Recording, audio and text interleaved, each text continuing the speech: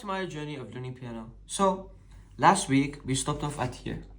Here is where I learned Yankee, or here's where I said I was going to learn Yankee Doodle, Row Row Row Your Boat, Clock Tower Bells, as well as Catching a Falling Star. But I've also learned how to play Russian folk song.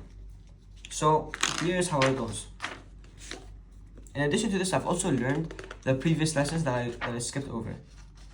So, this is how Yankee Doodle, Row Row Row Your Boat, and Clock Tower Bells goes.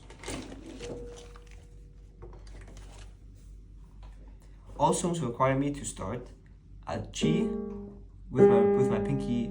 I'm sorry.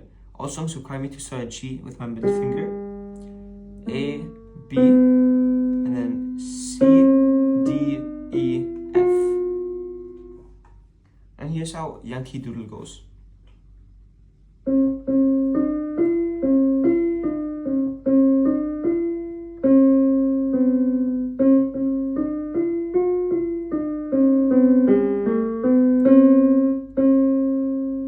The song's pretty nice. And now here's how Row Row Row Your Boats goes.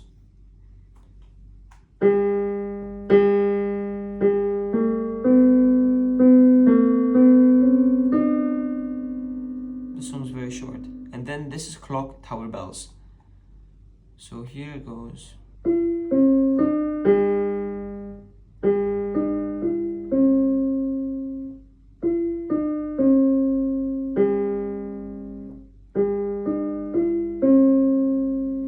There you go. I had a small pause here because I thought I played the wrong note, but then upon looking at it and reading it, I realized no, I have been playing the correct note. So now, this is Catch a Falling Star. This is one of the harder songs that I began to play. So here, we can see that it begins with middle C, D, E, and B. And it is the same for here, as well as here. And here we can see that it will start on D, and here it will also start on D. And I will write this down. So it'll be using my left and right hand. So my third finger will be here, my second finger will be here, and my first finger will be here. And then my first finger on my right hand will be on D, and the second finger on my right hand will be on E. You can see when it plays here, 1 and 3. So then 1, you can see, will be on C, because they share the same middle note. 1 will be on C, okay, and then the second one will be on E. I mean the third one will be on E, will be on the E note. And then here, the third finger will be on A, because they both share the middle note, the middle A note. There we go. So, with this, I'll be able to play the Russian folk song as well as its warm-up. So here, we will start with C. This is with my left hand. So 1 will be on C, and then it'll go down, and then it'll go back up. So it'll sound like this.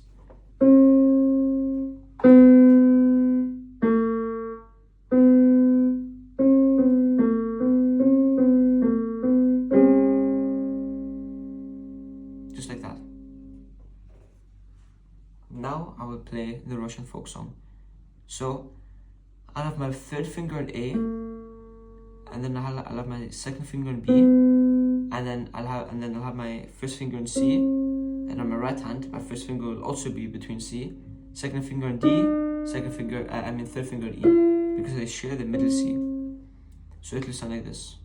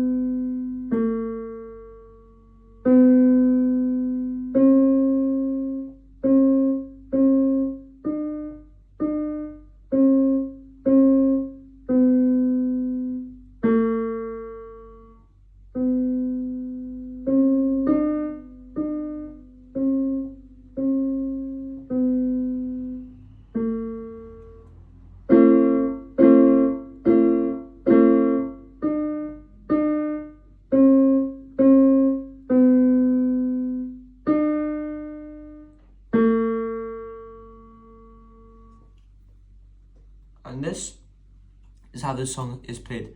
There's also a part where there's a P above that.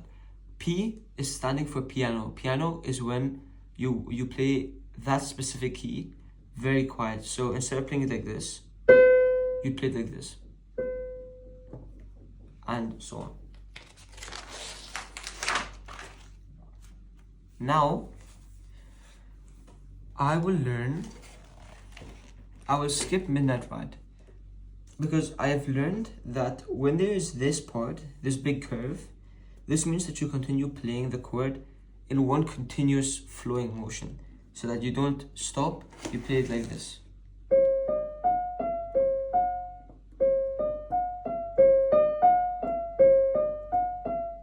You don't play it like, no. With this comes like that. And otherwise, the song is very, very simple and not as complicated as the other one.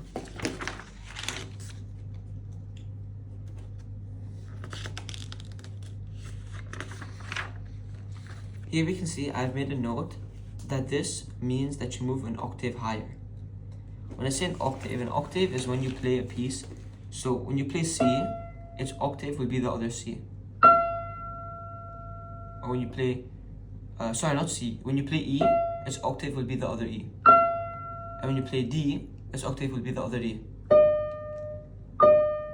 You can play an octave higher or always an octave lower.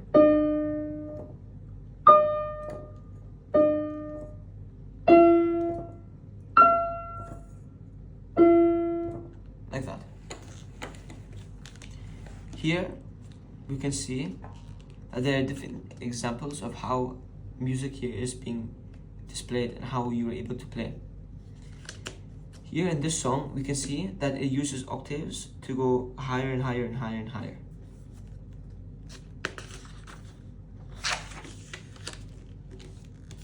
Now here is where I will be learning the chant of monks. So we will come back. We'll come back in about maybe 15 minutes, and I will tell you the progress I've made on learning the chant of monks. I have practiced this piece, and it is not very, very complicated. So there is chant of the monk and chant of the monks. Chant of the monk is left hand specifically, is right hand specifically. You can see it goes from first finger on C, last finger on G, and chant of the monks is with both hands. Left hand, fifth finger on C, first finger on G, and then with the right hand, first finger on C, fifth finger on G. So I will be playing both of these songs, and then I will assess how I did. So this first is Chant of the Monk. So it will begin like here. It will start C, middle C, and then treble G. So it will be like this. Oh, sorry. It will be like this.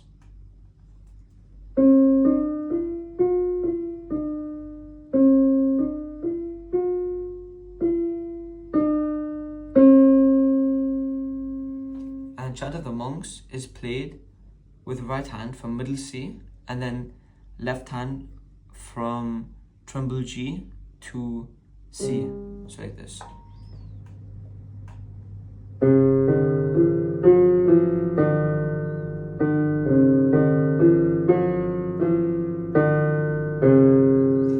And then it goes quieter.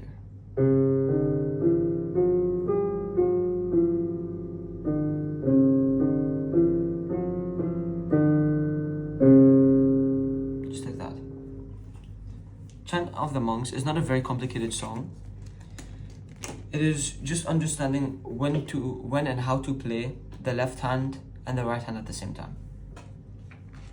Then here is one of my few favorite songs within this book, and it's called Shining Stars. This I will play next lesson, as we've already covered a lot of topics. So next lesson I am planning to learn this song. Here you can see it teaches you how to use the left hand and right hand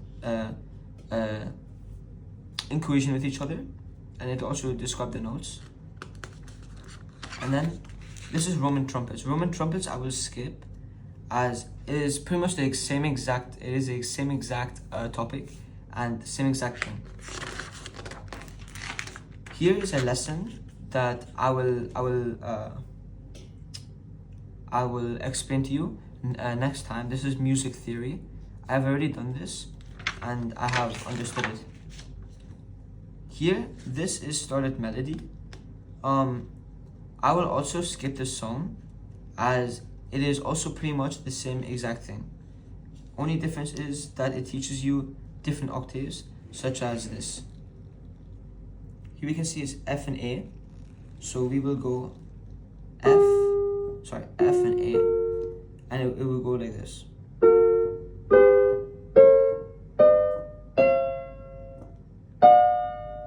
Just like that. And for this part, oh sorry, I made a mistake. This is supposed to be C and E. It's supposed to, and then it's supposed to be piano. So it goes very quietly. But here, I will be playing Eine kleine Nachtmusik. We can see here it teaches you how to play both of them coherently when you go from left hand to right hand, or right hand to left hand. And this will teach you how to use left hand and right hand together as well.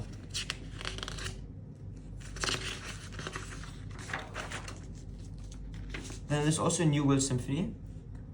I will be learning this song too, as it is also very, very important to understand when exactly to play the chords together and when to play them separately, as well as when to play the left hand and with the right hand.